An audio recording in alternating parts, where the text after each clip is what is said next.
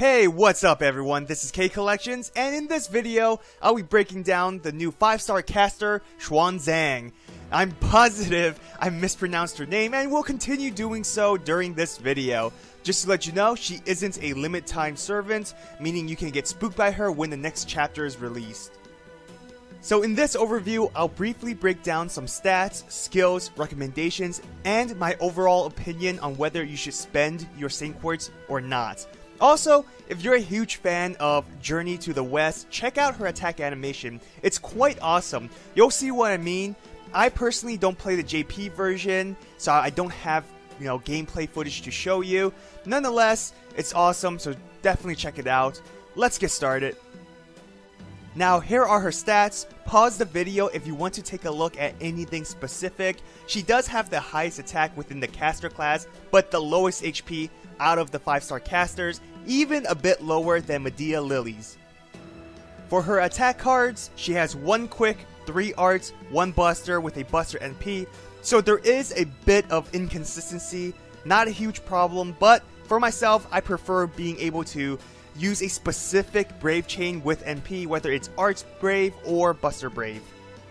For her hit counts, Quick does 3, Arts 2, Buster 1, Extra 6, and NP does an insane 12 hits. So yes, her arts does have a relatively low hit count, but because she has 3 arts and skills that will help her with NP gain, you don't have to worry about NP charge. She does also have 6 hits from her extra.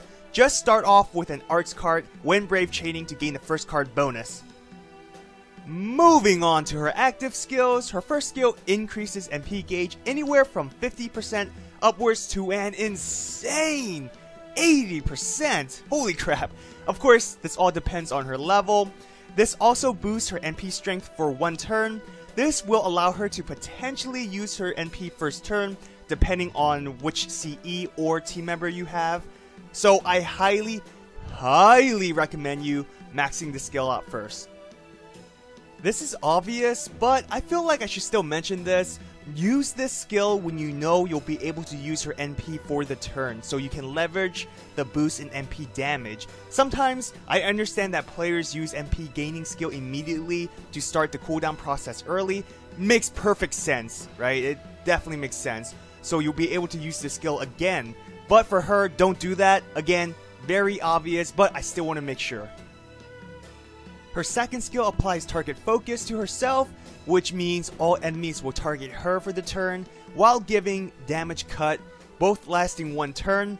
A very helpful skill to protect your allies, but she doesn't have any healing abilities to recover the damage, and even with damage cut, it's still kind of dangerous when facing a strong single target Noble Phantasm. Her final skill will increase all allies' NP gain and star generation for 3 turns, while granting them debuff immunity for a turn. A great skill because it's a combination of 3 effects. For passive skills, Xuanzang has Territory Creation A+, which increases art card performances by 11%, which goes very well with her 3 arts attack cards. She also has Divinity D, which applies damage plus of 125, which is better than nothing.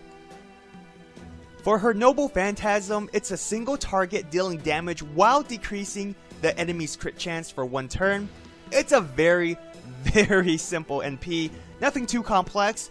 Her Noble Phantasm itself isn't her strength. Her ability to use this NP fast and often is her strength, especially when you want to eliminate an assassin boss.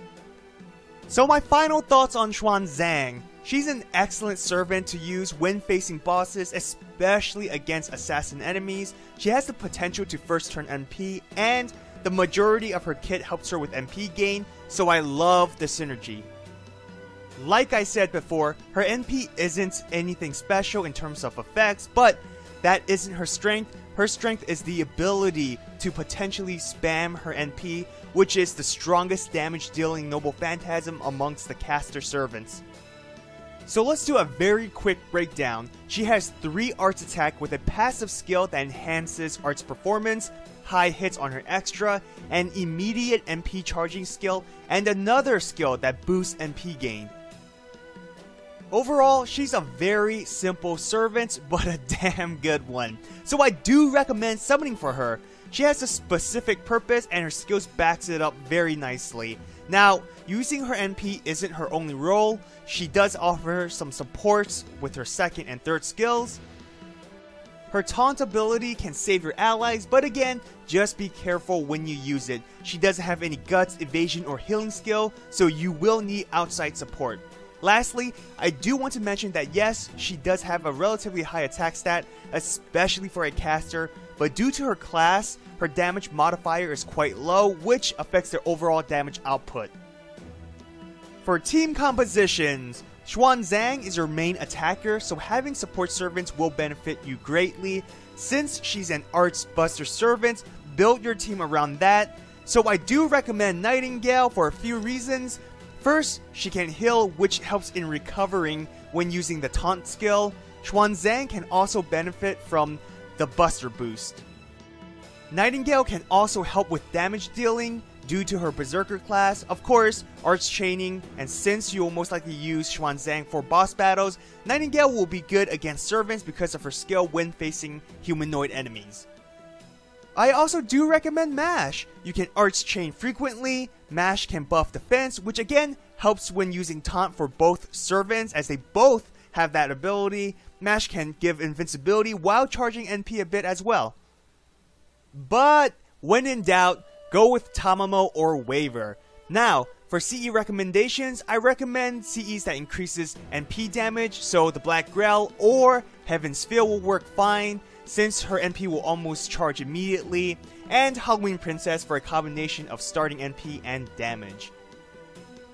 As always, there are other teams and CE combinations. Try different tactics, that's part of the fun. Well, I hope you enjoyed this video. If you did, hit that thumbs up and subscribe to my channel for more FGO content. Follow me on Twitter for updates and Instagram if you like collecting figures.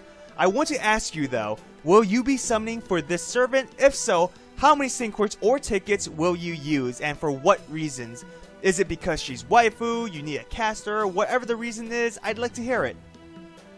As always, thanks for watching, good luck on your pulls, and have an awesome day. Till next time, everyone.